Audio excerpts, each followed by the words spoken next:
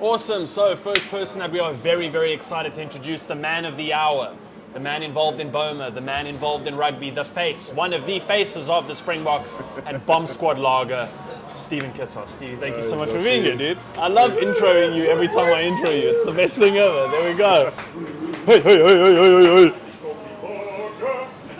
I mean, that's a lot of pressure on me. Yeah, there's a lot of pressure. Eh? A lot of pressure on me, though. But you're rocking it. It's lekker. Thank you. So what a lot of people probably don't know about Boma is that it's as much your passion project as it is Peony and Reg's. Yeah. And I just wanted to kind of go a little bit into how did this come to be? Knowing Peony and Reg, deciding to go this route of opening such a phenomenal space. What was the idea from your side? Oh, I mean, all credit goes to Reggie because me and Reggie became mates through Village Idiot and always had like long, hard nights, good chats. Can't remember much of them, but like, and I always wanted to get involved in either starting my own bar, I mean a social place where I can invite my mates, make a bit of money from it, or just having something cool behind my name like that. And Reggie actually came up with the idea like for me to get involved with Boma, and like from the beginning when he was starting building out the place, cutting it out, putting such a cool project together, he gave me an opportunity to buy into it, put my name behind it, and yeah, very blessed and very happy with what he managed to turn out. Yeah, it's been so cool to see your impact into such a special place in terms of, you know, it brings you, Mulkey, beer, meat, rugby to the forefront of my mind when I think about Boma. That there's that like homey feeling, seeing you and Amy and all your friends sitting in the booth, all sharing drinks, sun shining through, the whole energy and vibe of the place, and that's what makes it special. Yeah. I wanted to ask you as well, we'll probably bring it up later again, but we were sitting the one day and the meat platter arrived, which is what one of our meals are going to be for all the boys to eat together.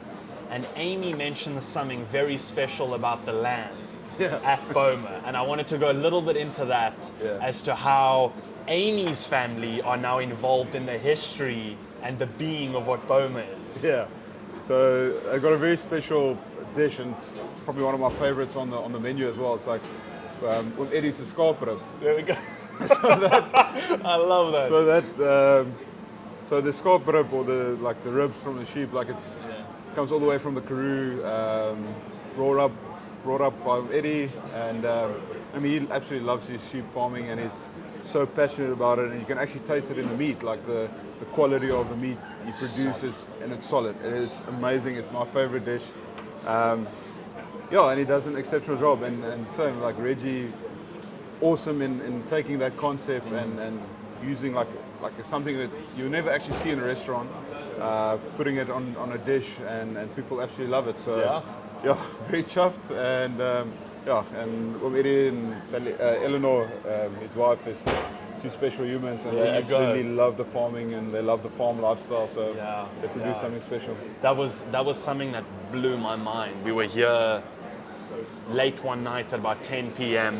eating around one of the I like to call them the communal tables, which is such a vibe through Boma that I've seen so many times groups of people that have never met before sharing a table together, and there's such a community to that. And we were all sharing a table, and that meat platter arrived, and Amy was the first person to go try the lamb. And I was like, oh, lamb is lamb. Until I ate it, and it's rich and it's dark and it's nice and fatty, but it's not the slimy kind of fatty. It's such nice rendered fat, obviously very well cooked by chef. Again, open flame, well prepared, left to sit, beautifully done. And that was the immediate standout for me, was you've got a Stephen Kitsy beer and you've got an Amy Kitsy lamb. And it's such a beautiful combination of food and beer coming together. When you think of international cuisine, so I know we sat once, yourself and Malcolm, talking about Greek cuisine and Italian cuisine. When you think overseas, what is the cuisine for you that comes to mind of shit, I love going overseas and eating that? Yeah, so I'm probably very basic in the terms when it comes to I'm either steak or if a place is well known for their burgers, like I enjoy that. So I've never been too fussy when it comes to chowing. Like probably nights before a game, like I love a big pasta. So if there's an opportunity to go out for a meal, I'll probably choose the Italian spot. Yeah.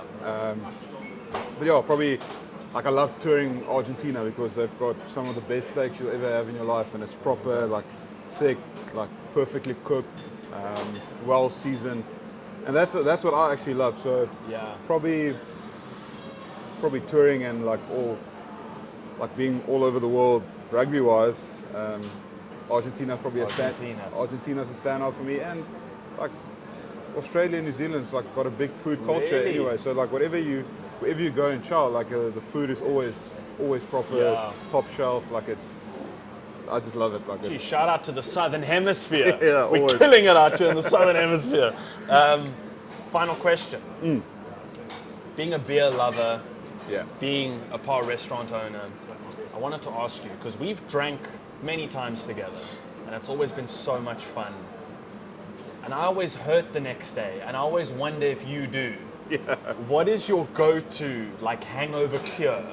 Like if we send it tonight, tomorrow morning, what will be your routine that you put in place to be like a lekker regmaker routine? To try and be sober by Monday. Like is that the big question? To try and be like okay and ready to go. Today's Saturday, Sunday, tomorrow, there like recovery.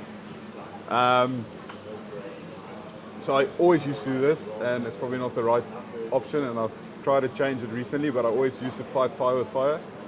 So wake up, probably try and go for a drink somewhere just to get out of the house, because as soon as I'm just lethargic and on the couch all day, then I feel even worse. So the day's written off. Exactly. Try and fight fire with fire, but I try to recently like almost get into like the more healthy routine. So try and hit the gym, get in the sauna, try and burn it out, sweat it out, and then try and get to bed early, trying to get like 8 or 9 hours of sleep, and then I'll be fine by Monday. And then fix from there. I was gonna say hair of the dog has always been my go-to.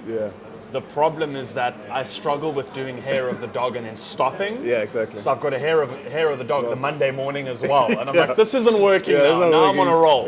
There we go. Rock up at training at 9 o'clock in the morning, still a little bit sipping on a beer. Sorry, coach. Sorry, coach. There we go. What's that? Is that water or vodka? Like, coach, like don't judge. You never know. Don't judge me on a Monday morning. Let me just drink my water. Let me be. It's technically flavored water. That's all it is. Potato water. But cheers. Thank you for coming on. We'll all get a lekker sit down to go over the meals. We'll have a lekker chat with Reg. Bring Reg in, ask him some fun questions, and let's share a chat over the meat platter next. Lekker, man. Thank you so much. Let's go for it.